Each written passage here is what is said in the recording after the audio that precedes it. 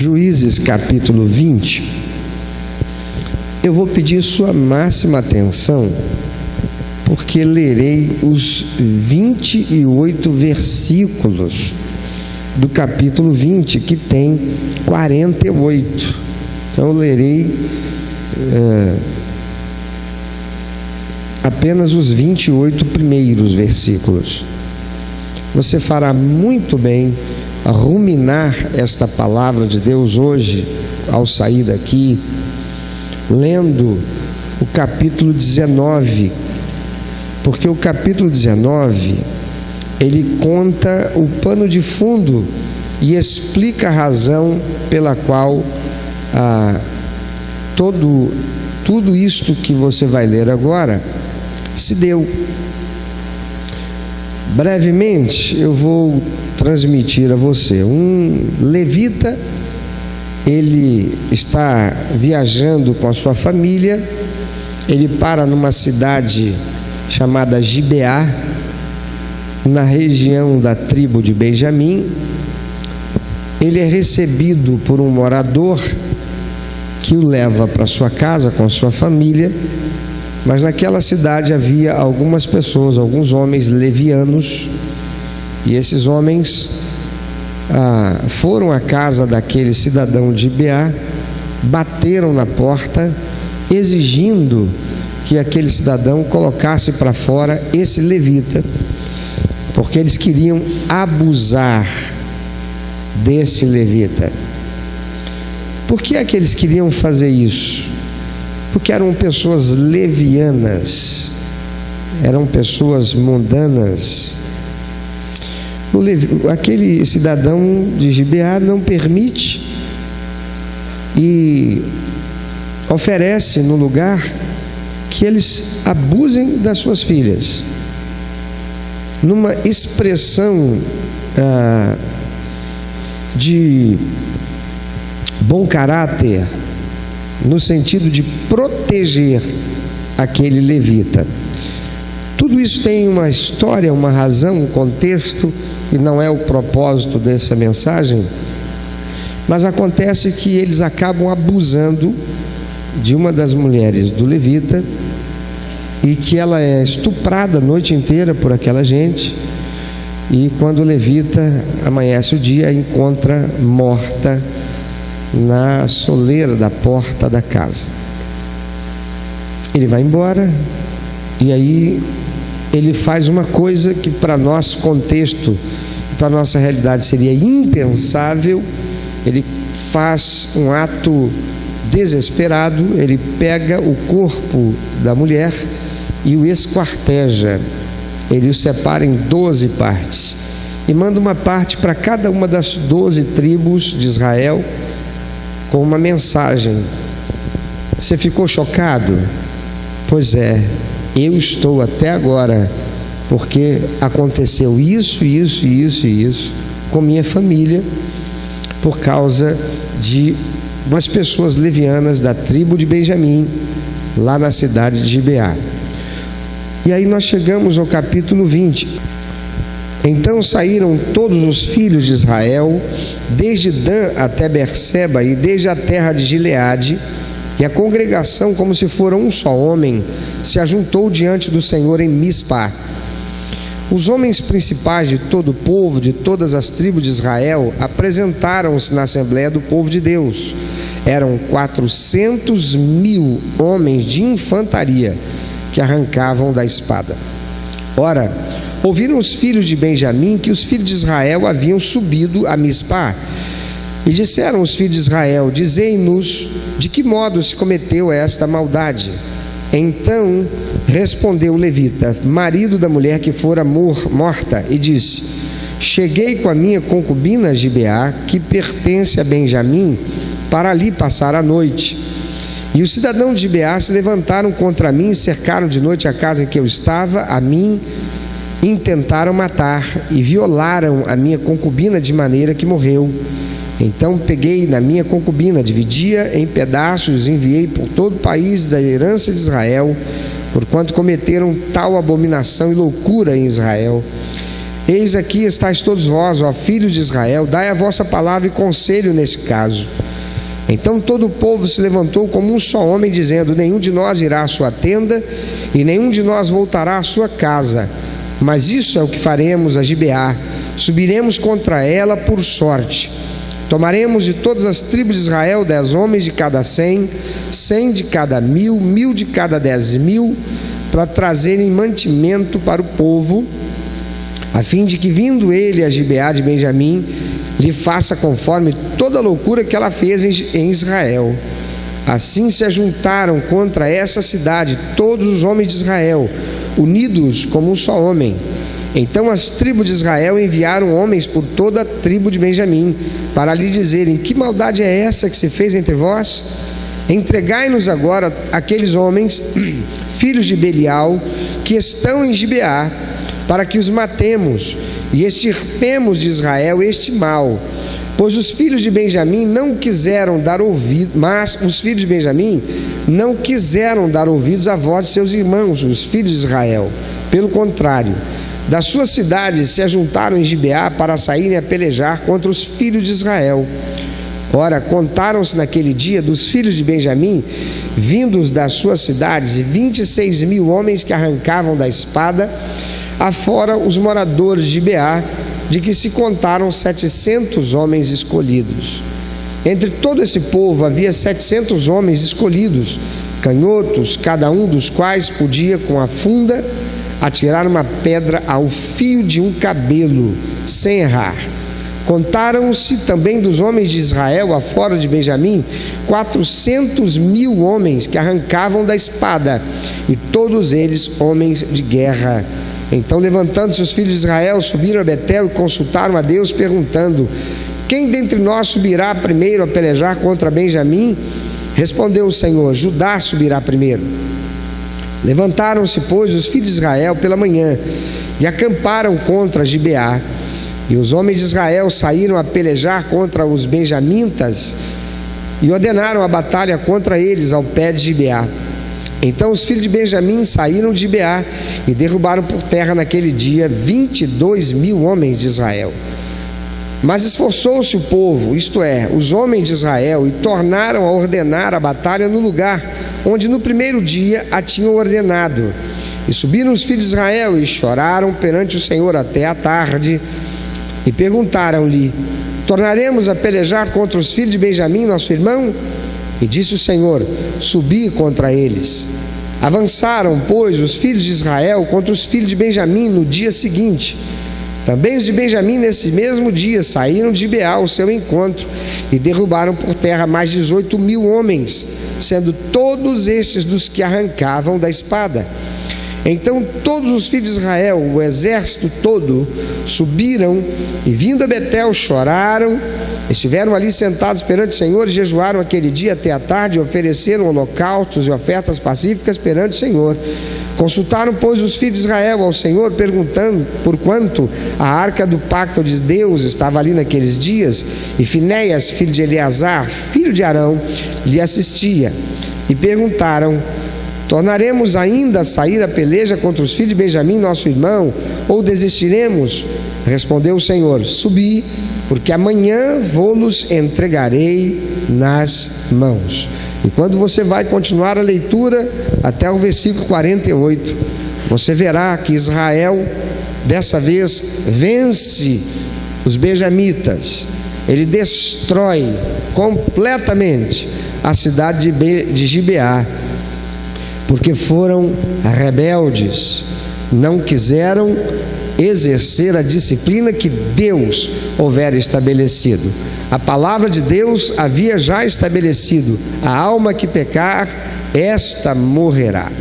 A palavra de Deus já havia estabelecido através das leis que dera através de Moisés, para que aquele que cometesse tal gravidade deveria ser morto. Isto aqui não se tratava de assassinato, mas de exercício da justiça, uma justiça grave, uma justiça terrível em sua consequência, porque aqueles homens deveriam ser mortos por aquilo que fizeram. Ainda hoje, em alguns países, existe lei que determina a morte daqueles que praticam determinados crimes. Isso não é no nosso contexto brasileiro. Não temos esta lei no Brasil. Acontece que Deus estabeleceu que assim fosse feito, porque desta forma haveria uma disciplina a ser obedecida, porque aqueles que estivessem inclinados a cometer tal mal, eles pensariam algumas vezes antes de fazê-lo, por saber que a pena para o crime que cometerem seria a morte. Porém, esses benjamitas tomaram partido de quem estava errado. Amados, é muito perigoso quando, por causa de relacionamento, de afetividade, seja porque somos parentes, seja porque somos amigos chegados, pessoas que nos relacionamos com proximidade, nós compramos a briga do outro que está errado. Eu já ouvi de muito pai, de muita mãe dizer: meu filho está certo mesmo quando ele estiver errado. Eu nunca ficarei contra ele, dando razão para quem é de fora. Isso é um grave erro, porque erro é erro, e erro tem que ser corrigido. Disciplina precisa ser aplicada. Nós não podemos ficar do lado daquele que está errado, aquele que está errado, seja nosso filho ou não. Jesus Cristo disse: a partir de agora, o inimigo do homem será os da sua própria casa, porque eu não vim trazer paz, eu vim trazer espada. Tem muita gente falando besteira em nome de Jesus, entendendo o evangelho segundo o seu interesse, sua inclinação e o seu contexto pessoal, mas não à luz do que Deus estabeleceu. Foi Jesus quem disse: eu não vim para trazer paz, eu vim para trazer espada. Parece estranho, porque o próprio Jesus é quem vai dizer: eu vim para que vocês tenham vida e vida em abundância. Mas ele também disse: no mundo vocês terão o quê? Aflições. Tenham bom ânimo, porque eu venci o mundo. Embora eu seja de paz, não significa dizer que as pessoas me queiram, que as pessoas me amem, que as pessoas queiram a mim. Eles me matarão. Ainda que eu não pregue a inimizade, ainda que eu pregue ame o teu inimigo, farte-se da afronta, eles me matarão. Mas saibam que a partir de agora, os inimigos do homem serão os da sua própria casa, porque eu vim trazer espada e não paz. Por que eu vim trazer espada? Porque eu vim trazer a santidade como algo a ser consciente, racional, na sua prática, de abandonar aquilo que é errado, para viver a verdade eterna de que Deus é santo, e Ele exige que você seja santo. Por isso, na medida em que você se converte, se torna uma nova criatura em Cristo, a partir do momento que você faz uma aliança com o Senhor, a partir do momento que você diz: Jesus, eu te recebo como meu único, eterno e suficiente Salvador, você tem que viver por isso como verdade, e a palavra de Deus, os princípios e valores de Deus tem que estar sendo vivido por você. É Jesus quem disse: aquele que se fizer um comigo, estarei com ele, mas aquele que me rejeita será rejeitado. Aquele que não comer da minha carne e não beber do meu sangue, esse não tem parte comigo. Jesus estava dizendo: aquele que as minhas palavras estiverem nele, e eu estiver nele, e ele estiver em mim, nós seremos um, e ele será abençoado. Mas aqueles que estão fazendo isso também estão sofrendo perseguição. O crente, a pessoa se converte a Jesus, ela passa então a não querer mais desonrar a Deus, ela passa a não mais querer falar palavrão, ela passa a não mais aceitar a mentira, ela passa a não mais aceitar a fofoca, o disse-me-disse, o comentário que fala depreciativamente a respeito de alguém. Ela não quer mais andar em corrupção, ela não quer mais estar naqueles ciclos de amizade em que aquilo que falam e fazem desonram a Deus. Então ela passa a ser perseguida, ela passa a ser discriminada, ela passa a ser tratada de forma diferente, ela passa a ser perseguida, e até dentro da sua própria casa. Lá vem o santarrão. Ainda ontem estava falando mentira com a gente, ainda ontem estava bebendo com a gente, ainda ontem estava se promiscuindo com a gente, ainda ontem estava fazendo aquilo que todos nós fazemos. Olha lá, hoje é o santarrão, só porque foi para a igreja. Até ontem pegava todo mundo, agora diz que é santo. Tá bom, então tá. Até ontem ficava com um e ficava com outro, agora é boca virgem. Tá bem, então tá. A palavra de Deus, ela é clara para nos mostrar que a amizade com o mundo é inimizade contra Deus. Aqueles cidadãos de Gibeá deveriam ter preso aqueles que fizeram tal ofensa, tal crime, estupraram até a morte a mulher daquele levita, porque o que eles queriam fazer isso com o levita. Mas os cidadãos de Gibeá não os prenderam. Talvez fossem filhinhos de papai, talvez fossem como nós vemos muitos por aí, que pegam seu carrão de milhares de reais, andam a toda por hora, atropelam alguém que é trabalhador, está andando, voltando para casa depois de um dia de trabalho, caminhando pelo acostamento da estrada, e ele é morto, porque o infeliz resolve cortar na contramão, ou resolve cortar pelo acostamento, e não vê ou não dá tempo de desviar daquela pessoa que vinha caminhando pelo acostamento e é morto. Por acaso você já leu isso no jornal? Se lembra de alguma coisa parecida? E hoje está solto porque era um filhinho de papai? Quantos são os que estão por aí que recebem os indultos porque tem um relacionamento com um juiz, com um desembargador corrupto? Pois aqueles cidadãos de Gibeá não quiseram disciplinar esses criminosos. Então todo Israel se levantou e foram contra eles. Foram para exercer a disciplina obedecendo à palavra de Deus. Mas Benjamim, os principais da tribo, acompanharam os principais de Gibeá. Que coisa terrível! Coisa terrível! É a máfia, é o grupinho, são os mais favorecidos se favorecendo, se protegendo. E todas as outras tribos se levantaram e disseram: então vocês vão pagar o preço junto, porque se vocês não querem obedecer a Deus, nós cumpriremos a palavra de Deus e nós iremos contra vocês. 400 homens preparados para a guerra se levantaram e lá estavam. Mas os cidadãos, os homens mais sábios, os líderes, disseram: não vamos pegar todo mundo e ir lá de uma vez, é um massacre. Nós não vamos pegar 400 mil para ir contra uma cidade pequena, ainda que todo Benjamim. Imagina, nós somos 11 tribos contra uma, será um massacre. A gente não veio aqui para fazer um massacre, a gente veio aqui para exercer disciplina, a gente veio aqui para fazer a lei ser cumprida.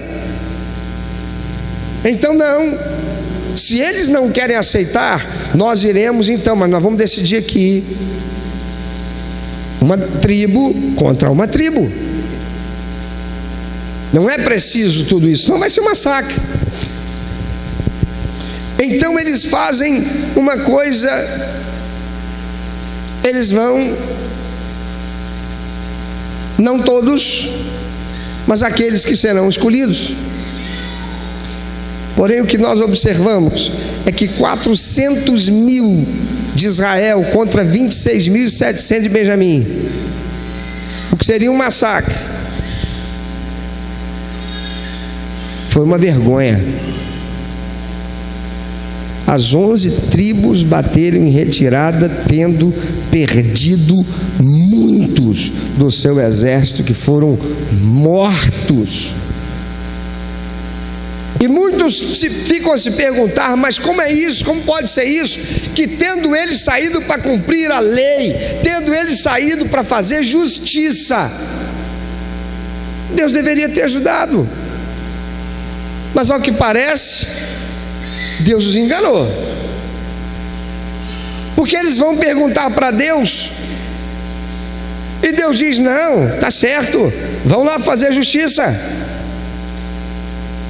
Mas eles vão e perdem, eles vão e são derrotados. Há muitos crentes que estão sem entender por que é que eu estou buscando fazer o que Deus se agrada e eu estou me dando mal. Por que é que eu estou querendo fazer aquilo que eu sei que é o certo? Eu estou fazendo o que é o certo, mas ao invés de eu ser bem sucedido, eu estou sendo mal sucedido. Por quê?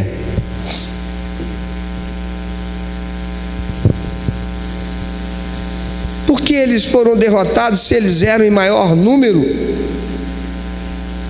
E veja, o verso 18 e o 23 diz que antes deles irem para a batalha, eles fazem uma coisa: eles vão ao lugar certo para perguntar para Deus, eles vão consultar Deus. Verso 18 diz: então, levantando-se os filhos de Israel, subiram a Betel e consultaram a Deus, perguntando: quem dentre nós subirá primeiro a pelejar contra Benjamim? Respondeu o Senhor: Judá subirá primeiro. Olha o verso 19: levantaram-se, pois, os filhos de Israel pela manhã e foram contra Gibeá. Deus falou, a gente vai. Mas eles foram arrebentados, eles foram destruídos. 22.000 de Israel morreram. Mas veja aqui no verso 23, eles de novo fazem certo, eles vão ao lugar certo e perguntam para Deus. Verso 23 diz: e subiram os filhos de Israel e choraram perante o Senhor até a tarde, e perguntaram-lhe: tornaremos a pelejar contra os filhos de Benjamim, nosso irmão? E disse o Senhor: subi contra eles. Então o que eles fizeram? Avançaram contra os filhos de Benjamim no dia seguinte, e de novo os filhos de Benjamim mataram 18.000 homens. No total foram 18 mais quantos? 18 com 22, 40.000, 10% do exército. Quantos foram os que se levantaram? Quantos estavam lá preparados? 400.000 homens de Israel. Aqui, verso 17: contaram também dos homens de Israel, afora os de Benjamim, 400.000 homens que arrancavam da espada, e todos eles homens de guerra. Mas quando foram para Benjamim, quando foram guerrear contra Gibeá, Gibeá matou 22 num dia, 18 no outro. Quanto deu? 40.000, 10%. 10% te lembra alguma coisa? Hein? 10% te lembra alguma coisa? O que te lembra 10% na Bíblia? Dízimo? Não.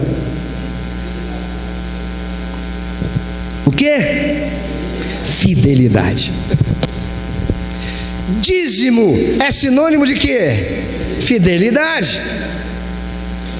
O que é que Deus está chamando a atenção deles? Vocês perderam 10%. Eu te pergunto, a palavra de Deus diz que preciosa é por Senhor a morte dos seus santos.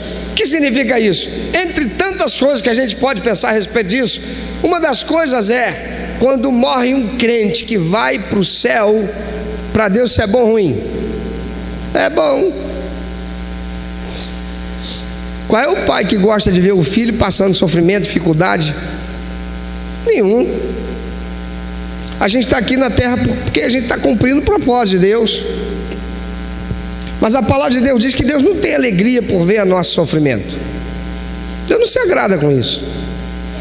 Por isso, quando um crente morre, ele pode morrer do que for, atropelado, com uma bala perdida, ele vai ter que morrer. Com enfermidade, sei lá, engole uma bala, ela topa lá, entope lá o goto dele, o esgoto dele, sei lá, aquele negócio lá, e o cara e morre. Ele vai para o céu. Para ir para o céu tem que morrer. Avisa quem está ao teu lado aí. Para ir para o céu você tem que morrer, cara. A Bíblia fala de um monte de gente que não morreu e foi para o céu. Quer ver? Lembra o nome aí? Enoque. Quem mais? Elias. Quem mais? E acabou.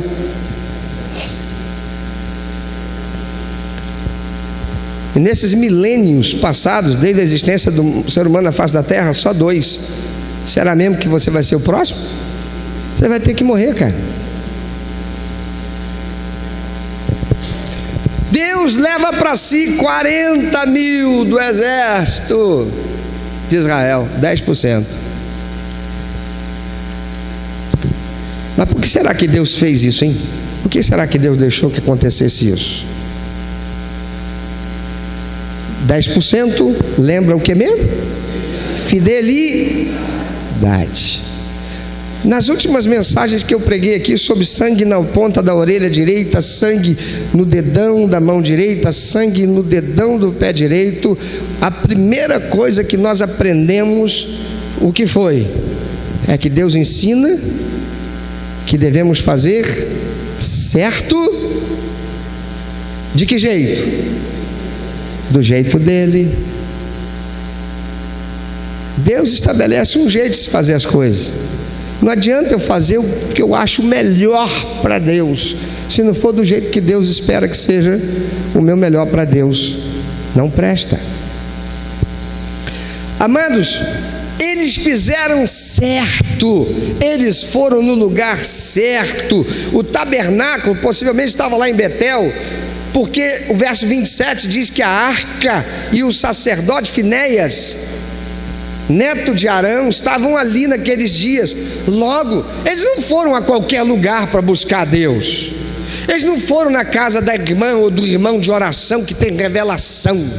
Eles foram no lugar certo para buscar Deus. Eles chegaram lá e eles até jejuaram, eles se constrangeram. Então, levantando-se os filhos de Israel, subiram a Betel e consultaram a Deus. Eles perguntam: quem vai subir primeiro? E Deus diz: Judá. Se Deus diz Judá, Ele está querendo dizer: não, vocês não vão não, você está errado. Não, Ele está dizendo: o que vocês estão fazendo é certo, é isso mesmo que vocês têm que fazer.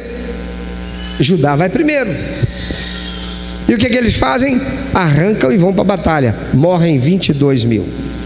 Depois eles voltam e choram perante o Senhor até a tarde, e perguntam para o Senhor: tornaremos a pelejar contra os... Senhor, a gente está fazendo certo mesmo? A gente está certo a gente ir contra lá os gibeonitas? É isso mesmo que a gente deve fazer? A gente deve ir lá exercer esse juízo? E disse o Senhor: sim, vão lá. Uma pessoa que lê a palavra de Deus e não estuda a palavra de Deus, e não ora buscando a direção do Espírito Santo, e não é estudante da palavra de Deus, e também não é estudante porque não estuda outra coisa, fica no WhatsApp, fica no Facebook, fica na novela, fica na sujeira que invade a sua alma, para fazer de você uma pessoa sem capacidade crítica para pensar. Lê isso aqui e ainda pega e diz: está vendo? Aí, ó, isso é tudo história da carochinha. Que Deus é esse? Você diz que Deus não se contradiz. Ele diz: vai lá e deixa os caras morrerem. Esse Deus é um cético. Não, é um cético, ó. É um sádico? Não, ele não é um sádico. Ele é Deus. Eles tiveram a resposta de Deus, amados. Mas o que foi que eles não tiveram? Eles não tiveram a intervenção de Deus. Eles tiveram a resposta: tá certo, é isso mesmo, façam sim. Mas Deus não interviu. Meu amado, quando você perguntar para Deus se é isso que você deve fazer, e Ele disser sim, faça, o que falta você saber? Hein? Não entendi. O senhor vai comigo? Mas se Deus diz que sim, Ele vai contigo. Será? Então por que Deus não foi com eles? Morreram 40 mil. Amados, Jeremias capítulo 29, versículo 12 e 13, que nós conhecemos, diz: então me invocareis, e ireis, e orareis a mim, e eu vos, o quê? Ouvirei, e buscar-me-eis, e me achareis, quando me buscar de todo o vosso coração. Quem é que pode dizer que eles não buscaram a Deus de todo o coração? Eles buscaram. Eles foram no lugar certo. Eles queriam ouvir Deus inequivocamente. Eles não foram lá naquele profeta lá. Não, eles foram no lugar que Deus estabeleceu.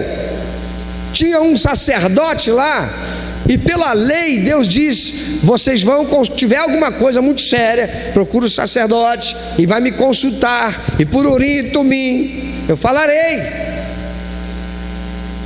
Eles foram no lugar certo. A arca do concerto estava lá, a presença gloriosa de Deus, a representação da presença de Deus. O sacerdote certo estava lá, não era um sacerdote corrupto, como os 2 filhos de Eli, que foram levando a arca para a guerra com Saul, e eles morreram, Saul morreu, e os filisteus levaram a arca. Não, esse aqui era um sacerdote, homem de Deus. Então por que aconteceu o que aconteceu? Eles estavam no lugar certo, porém eles só perguntaram a Deus. Mas há uma coisa que eles não fizeram: eles não adoraram a Deus. Eles não adoraram a Deus. Eles foram no lugar certo. Eles estavam quebrantados diante do Senhor. Eles estavam constrangidos. Eles queriam saber a resposta de Deus. Eles queriam ter certeza que, ainda que aqui a palavra dizia faça, eles não queriam errar. Eles queriam confirmação: Senhor, a tua palavra diz para fazer isso, mas são nossos irmãos, temos que fazer mesmo. O Senhor quer que faça? Ok. Então, para não ir todo mundo e ser um massacre, quem é que o Senhor manda a gente? Quem é que o Senhor quer que vá? De todos nós. Ele diz: então, vai lá.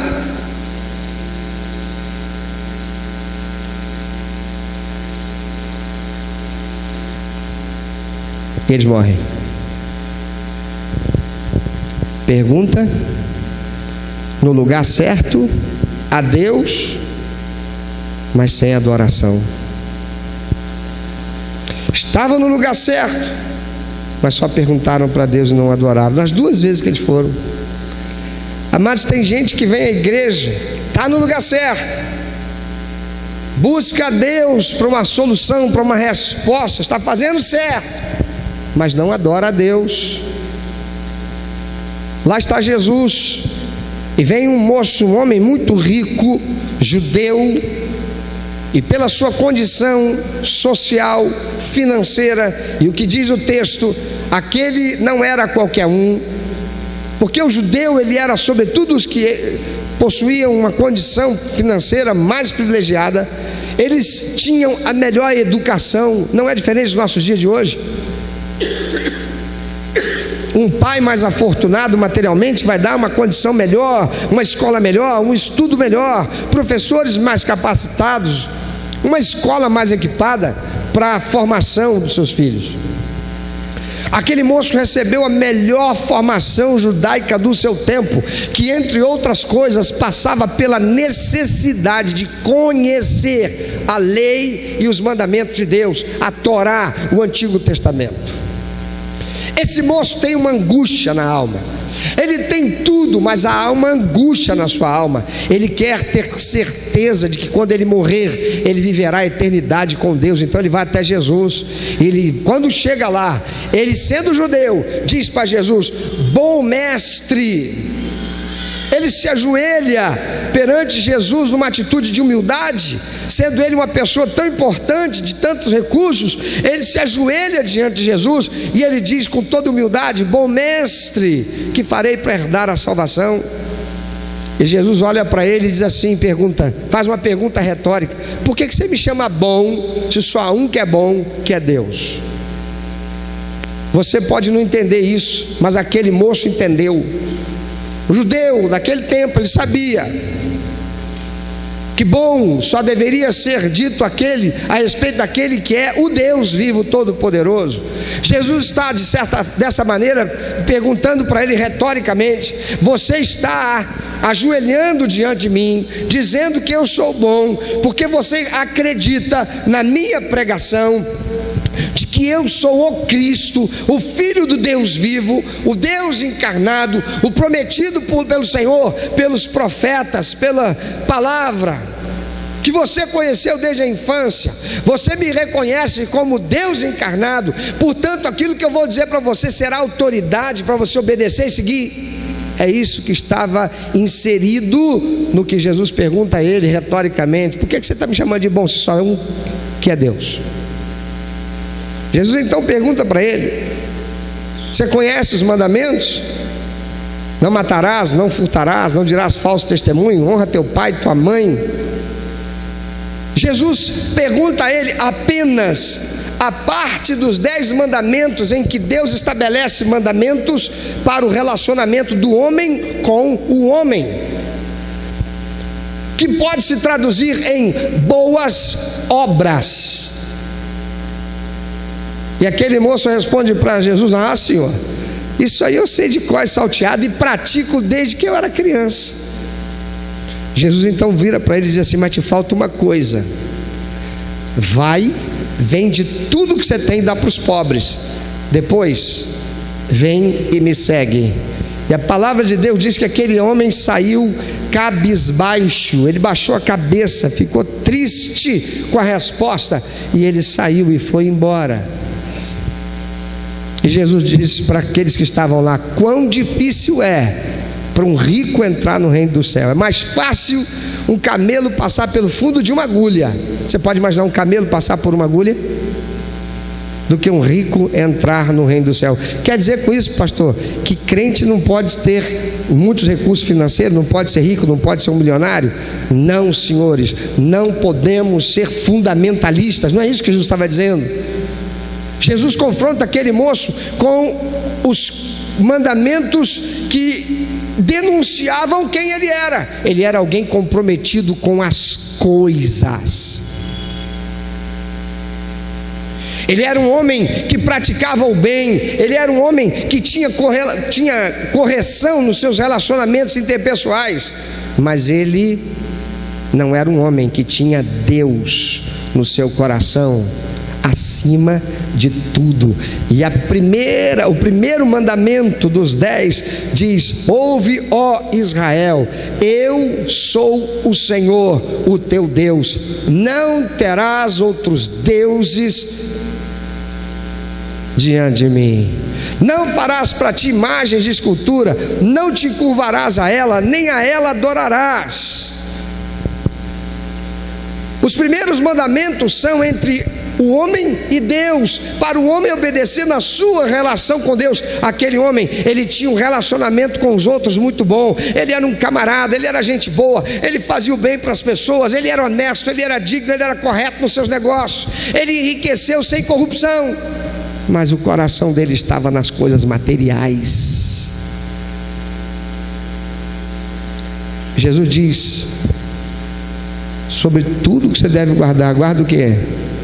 O teu coração. E o que é que Deus pede da gente?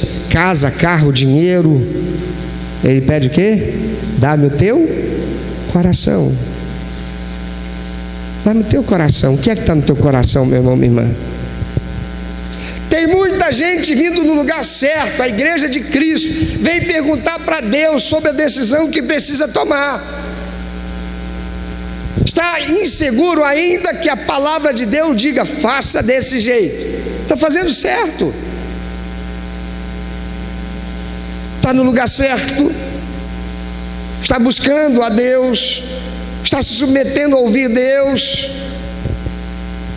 Mas essa gente, essas 11 tribos de Israel, não. Por que não? Porque eles estavam muito confiados de que eles não teriam dificuldade para vencer Gibeá. Você se lembra quando Josué vai com o povo entrando na terra prometida, tem que enfrentar Jericó. Jericó era uma cidade inexpugnável, uma das cidades mais fortificadas do seu tempo, dificílima de ser transposta, mas Deus diz, vocês não vão ter que guerrear, vocês vão 7 dias dar uma volta em torno de toda a cidade, sem falar nada, quietinhos, mudos, só caminhando em volta da cidade. Vai dar uma volta completa. No 7º dia vocês darão 7 voltas completas, e na última volta pararão todos, cada um no seu lugar. E quando você, Josué, der a ordem, os levitas tocarão o chofar, as trombetas, e o povo todo gritará, pelo Senhor, o nosso Deus, e eu entrarei na batalha. E quando eles fizeram isso, Deus fez com que as muralhas caíssem. Mas Deus deu uma ordem: vocês vão entrar, não vão deixar nada, vão destruir tudo, passarão a fogo tudo, mas a prata, o ouro, vocês vão guardar, para mim é meu, o resto tudo é amaldiçoado. Vai um camarada lá do meio dele chamado Acã, ele olha uma capa bonita lá de marca, Louis Vuitton, ele vê lá se fosse uma mulher talvez fosse uma bolsa Louis Vuitton, mas como era um homem, ele viu lá uma capa babilônica, viu também umas peças de ouro, umas peças de prata, ele enrola tudo, esconde, leva e esconde dentro da barraca dele. Eles vencem. Daqui a pouco eles têm que passar por um lugarzinho chamado Ai, uma cidadezinha pequenininha, que perto de Jericó era nada, com um peteleco eles venciam. Tanto que quando eles se reúnem, os homens dão conselho para Josué: manda uns 2.000 da gente lá, dá para resolver a situação. Para e pensa. Vão lá os camaradas, e quando chegam lá, saem corridos. Alguns morrem, e Josué fica sem entender nada e vai perguntar para Deus: Senhor, agora tudo quanto é gente que está ao redor, que é nosso inimigo, vão se unir, vão vir para cá e vai ser um massacre, vai matar todos nós.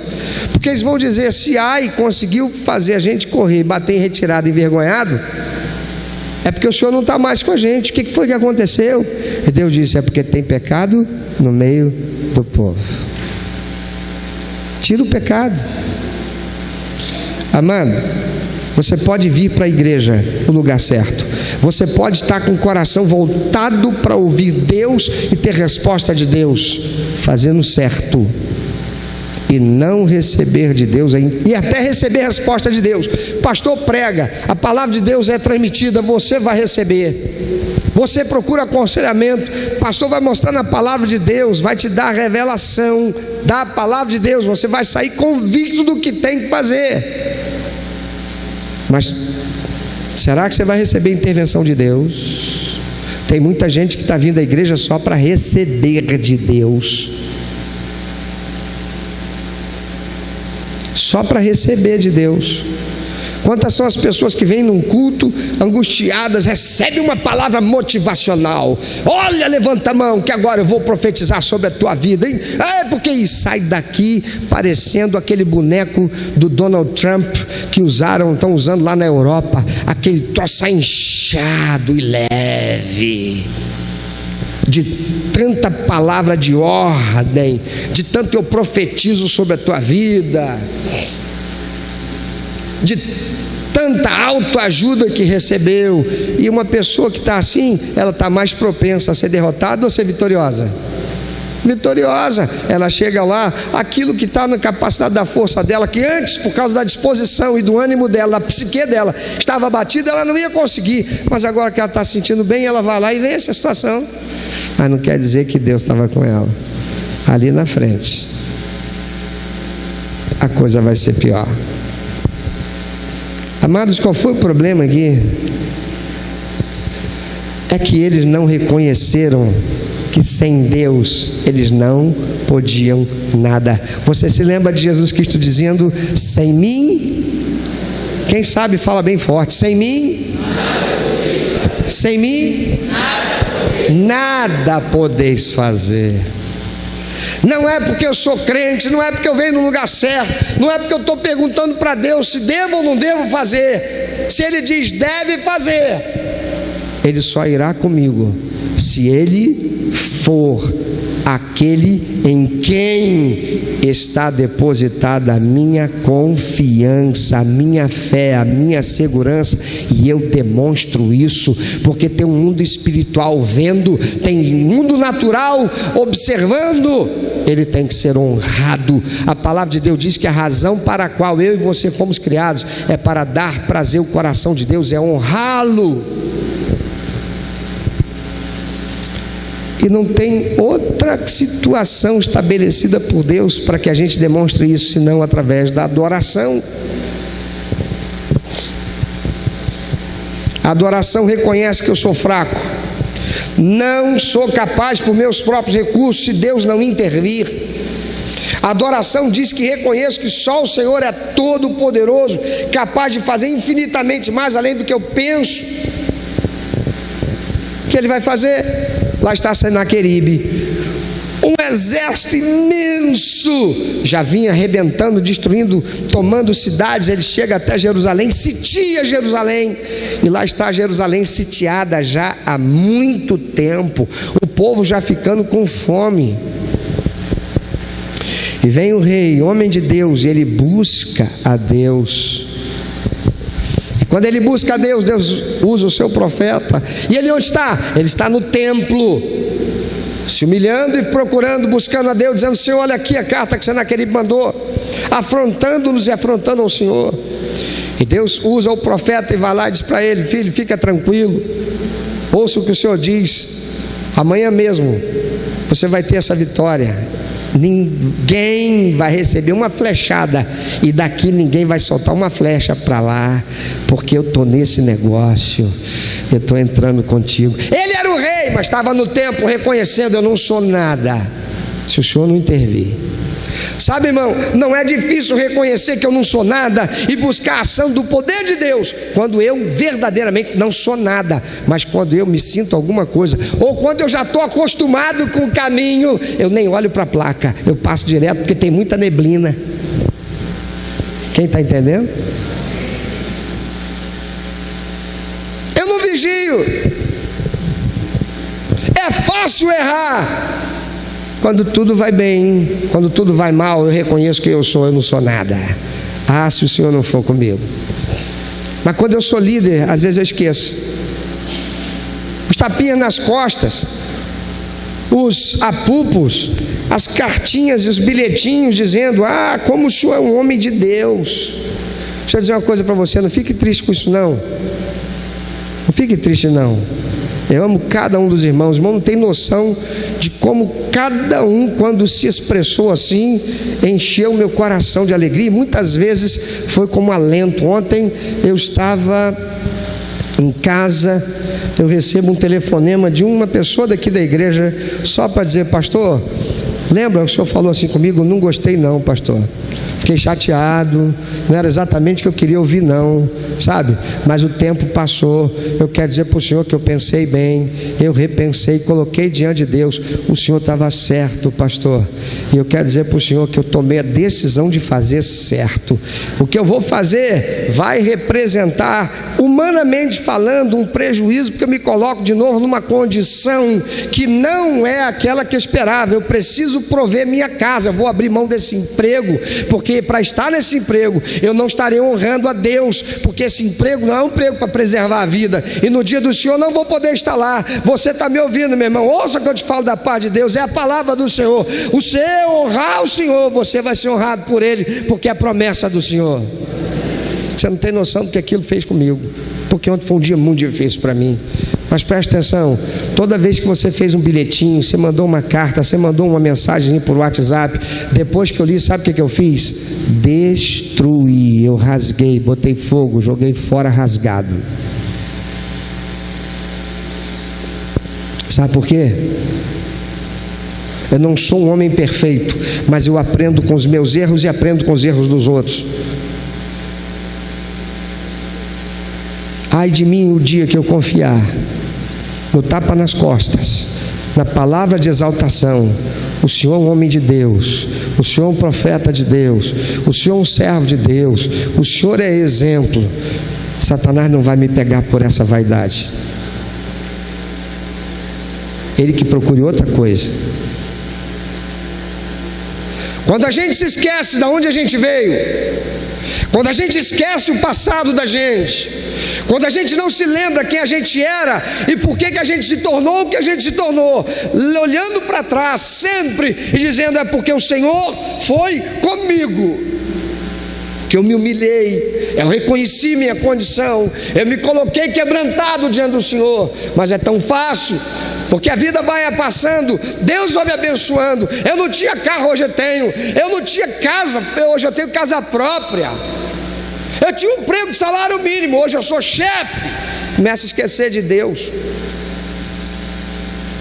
Eles eram 400 mil, eles estavam no lugar certo, eles foram perguntar para Deus, mas não adoraram a Deus. A adoração reconhece quem eu sou e quem Deus é para mim. A adoração reconhece que eu, sem Ele, não sou nada. É muito fácil louvar, sabe por quê? Uma das coisas que Satanás gosta muito, meu irmão, e você, se é cantor, está ouvindo isso pelo vídeo, se você é cantor, um artista gospel, está ouvindo isso pelo SoundCloud, pelo áudio, ouça o que eu vou dizer da paz do Senhor. Satanás se amarra, ele gosta muito, ele aplaude quando você diz: vamos adorar a Deus, querendo chamar o povo para cantar. Isso não é adoração, isso é louvor. Porque adorar é dar, e não é dar louvor, é arrancar de mim, é arrancar da minha carne, é arrancar do meu sustento, é arrancar da minha vida e dizer: Senhor, mais do que esse dinheiro, mais do que o meu emprego, mais do que eu tenho, mais do que eu represento na sociedade, Senhor, eu não sou nada. Sem o Senhor eu não sou nada, mas o Senhor é tudo. Por isso eu trago a Ti uma adoração com excelência, não com vaidade, com excelência. É o meu melhor, com excelência, com o coração puro, com as mãos limpas para o Senhor, porque eu sei que sem o Senhor não sou nada. Todo o dinheiro que eu tenho, o emprego que eu tenho, a saúde que tenho, os relacionamentos que tenho, não são nada. Senaqueribe estava lá se achando cara. Por quê? Porque ele estava vencendo, mas ele chegou até Jerusalém, e quando ele chegou em Jerusalém, tinha um rei humilde, que foi à casa do Senhor adorar o Senhor. E ele adora o Senhor reconhecendo a sua incompetência. Não é difícil reconhecer minha incompetência quando eu sou incompetente, eu sei disso. Reconhecer incompetência quando tudo vai bem é quando Satanás mais trabalha, mexe com a minha vaidade. É quando ele diz: você não tem. Aí eu penso: eu não tenho. Vai te fazer falta. E eu digo: vai me fazer falta. Você está desempregado. Eu estou desempregado. Mas ele não diz isso na hora que a tua mulher pega e diz para você assim: eu quero pintar o cabelo. Você está desempregado. Você pensa: se eu não fizer por ela, ela vai torcer o nariz comigo. Eu vou ficar com uma semana no mínimo de jejum dentro de casa, forçado. Aí você tira do que você não tem e dá para satisfazê-la. Ou é seu filhinho E porque é seu filhinho, você pensa, é meu filhinho. E às vezes usa até do cartão de crédito, sabendo que não tem recurso para poder suprir aquilo lá depois, dizendo, Deus proverá, ainda põe na conta do Senhor. Amados, a oferta diz quem Deus é para mim, não é o dízimo. Dízimo é sinônimo de quê? Fidelidade. Eu devolvo para Deus o que Ele estabeleceu. 10% de toda a minha renda é dele, representando com isso que eu reconheço que eu estou numa terra que é do Senhor, que é quem criou todas as coisas. Meus pais foram infiéis, mas eu não sou, eu devolvo para o Senhor. E a palavra de Deus não diz que Deus vai impedir o diabo de que aquilo que está na mão dele venha para mim, não. Ele diz, vou impedir o diabo de não tocar no que você já tem. Malaquias 3:10. Mas é quando eu adoro o que ele diz, vou abrir a janela do céu, vou derramar bênção sem medida. Sabe, Senaqueribe, numa noite, sem que nenhum soldado de Israel fizesse nada, nenhum soldado de Judá, fizesse nada, nenhum soldado de Jerusalém, nada, Deus faz uma doença entrar e contaminar aquele exército. No dia seguinte amanhece milhares e milhares mortos. Senaqueribe bate em retirada porque ouve falar que estão invadindo o seu país, ele tem que sair e leva o exército que restou. E quando ele chega lá, 2 dos seus filhos, seus próprios filhos, o assassinam. E Jerusalém fica livre. Não só livre, sabe o que acontece? Todo despojo de guerra, tudo que aqueles soldados de Senaqueribe levaram, tudo que eles tinham ganho de outras cidades que eles tomaram, prata, ouro, recursos materiais, tudo ficou ali, porque Senaqueribe não pôde pegar nada, todo mundo fugiu. E o rei de Judá toma aquilo tudo, e o povo que antes estava em dificuldade agora está milionário, porque Deus interviu.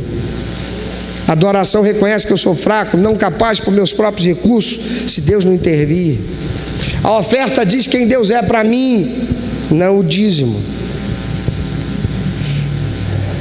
Sem adoração, sem intervenção. Você pode dizer isso? Sem adoração, sem intervenção.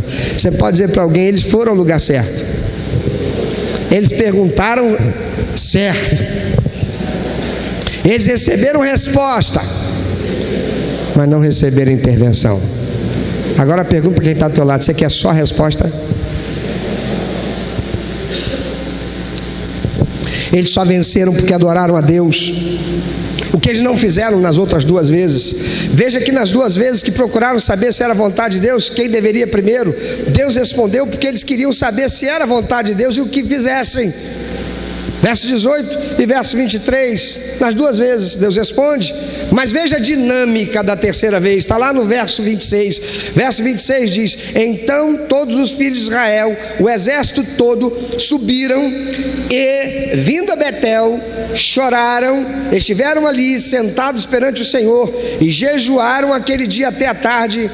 Agora tem uma coisa que não fizeram nas outras 2 vezes, o que foi? E ofereceram holocaustos e ofertas pacíficas ao Senhor.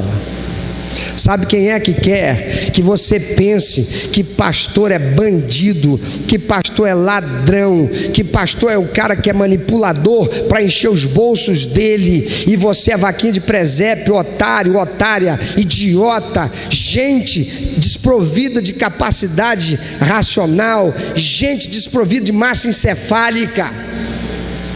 Sabe quem?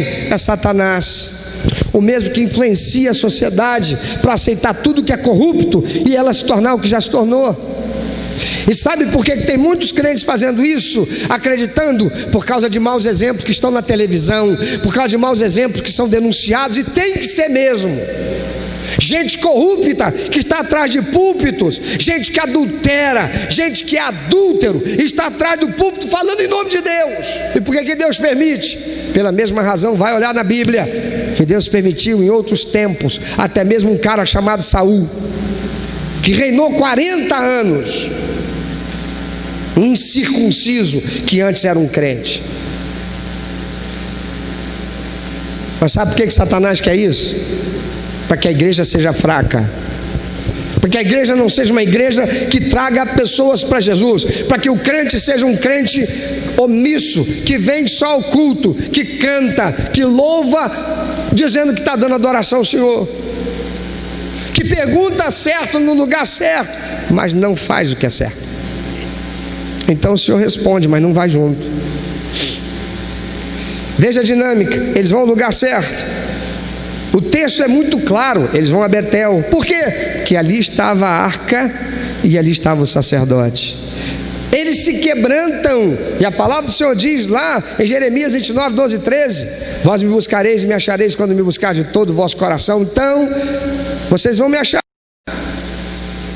Eu vou responder. Clama a mim, responder-te-ei, anunciar-te-ei o que não sabes, coisas grandes, tremendas.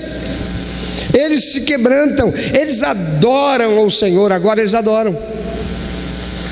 Eles consultam ao Senhor, agora Deus responde de novo. E olha a resposta que Deus deu. Consultaram, pois, verso 27, os filhos de Israel ao Senhor, porquanto a arca do pacto de Deus estava ali naqueles dias, e Finéias, filho de Eleazar, filho de Arão, lhes assistia, e perguntaram: tornaremos ainda a sair a peleja contra os filhos de Benjamim, nosso irmão, ou desistiremos? Respondeu o Senhor: subi. O que Deus fala agora aí? Porque amanhã eu os entregarei nas tuas mãos. Procura nas outras vezes Deus dizendo que vai fazer alguma coisa. Não tem. O que é que você quer? Só resposta? Ou você quer também intervenção de Deus? Pensa sobre isso. Quem sabe você veio hoje aqui esperando uma resposta de Deus. Quem sabe você está agora ouvindo pela rádio e você está esperando uma resposta de Deus. Se você está só na rádio, podia ter ido à igreja do Senhor, você não está no lugar certo. Mas pelo menos você está sintonizado com a palavra de Deus. Então ouça o que eu te digo: vá ao lugar certo. Tem gente que vem à igreja e quando tem um apelo, não sai do banco, não se levanta, não faz nada, fica lá ouvindo Satanás dizendo na sua mente e repetindo, concordando com ele: eu não preciso levantar, eu não preciso ir à frente. Deus conhece meu coração, Deus sabe de todas as coisas, e a sua vida não muda. Já reparou? Porque nada muda até você mudar.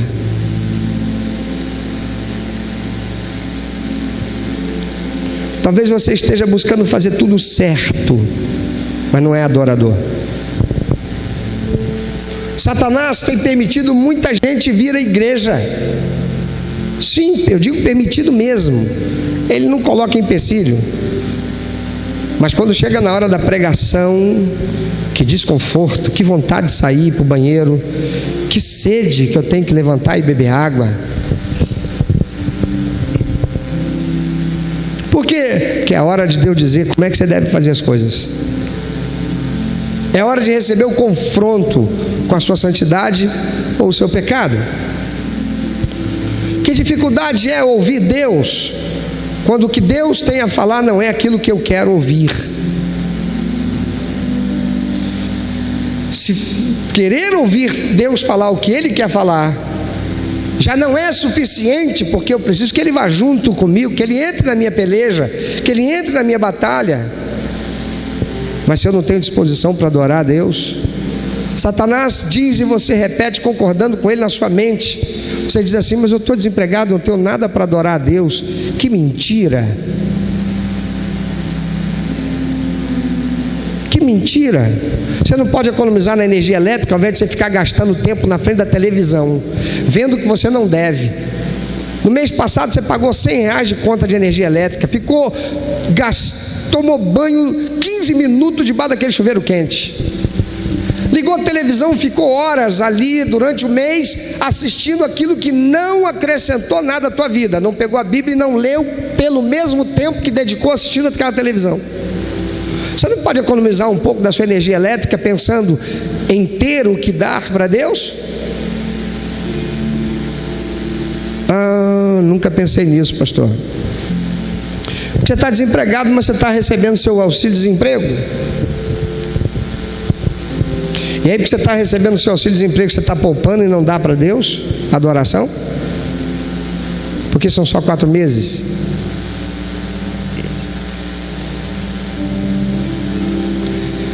Você está desempregado. Mas o que é que você faz? Quanto do seu tempo você serve a Deus, indo de porta em porta, levando, foi por você que Jesus morreu na cruz, e falando de Jesus para cumprir a missão de trazer pessoas para Jesus? Não, você é muito importante. Imagina, você vai passar esse constrangimento, as pessoas te verem batendo de porta em porta. Pois é, a palavra de Deus diz: humilhai-vos, pois debaixo do potente mão do Senhor, e Ele a seu tempo vos exaltará. Aquele que a si mesmo se humilhar será exaltado. É muito humilhante falar de Jesus batendo de porta em porta. Por isso que você não vai quando é mutirão evangelístico. Não, você vai, mas só vai se os outros forem. Se você estiver aqui sozinho, você não vai não. Quanto do teu tempo você dedica para Deus? Você vem aqui para a igreja, você serve? Você já se alistou para ser um zelador de plantão no dia de domingo? Você está desempregado, está parado? Você já procurou os atalaias para se colocar disponível para estar aqui durante a semana e ser um atalaia de plantão? Seja você homem ou mulher? Eu sou desempregado, eu não tenho nada para dar para Deus. A primeira coisa que a gente tem que dar para Deus é o coração da gente. Quando a gente não dá o coração da gente, a gente não dá mais nada. E aquilo que a gente der vai ser esmola. E Deus não quer esmola. Entrega esmola para quem você julgar ser merecedor de esmola. Deus não. Eles se acharam 400 mil, vai ser um massacre. Diz aí, Senhor, qual das tribos que vai? Não precisa ir todo mundo não. Fala aí, Senhor, qual das tribos?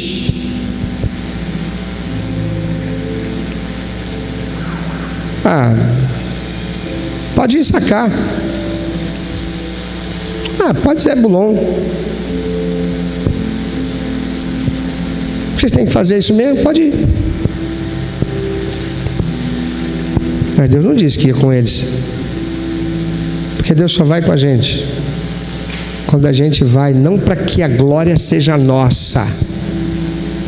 Se eles vão e ganham e vencem, uhul, aí, tá vendo? Arrebentamos. Não é interessante? 2 times vão jogar, Vasco e Flamengo. Se os 22 jogadores estiverem em campo, forem crentes, o time de Vasco da Gama de crente está lá na entrada, ajoelhado, orando, dizendo: Senhor, nós consagramos a Ti essa partida, ó Pai, para a Tua glória, dá-nos essa vitória e nós Te exaltaremos. Aí está o time do Flamengo lá, todo mundo crente também, ajoelhado: Senhor, receba a nossa expressão de louvor, Senhor. Nós queremos com essa vitória glorificar Teu nome, dá-nos a vitória. Eu te pergunto, para quem que Deus vai dar a vitória?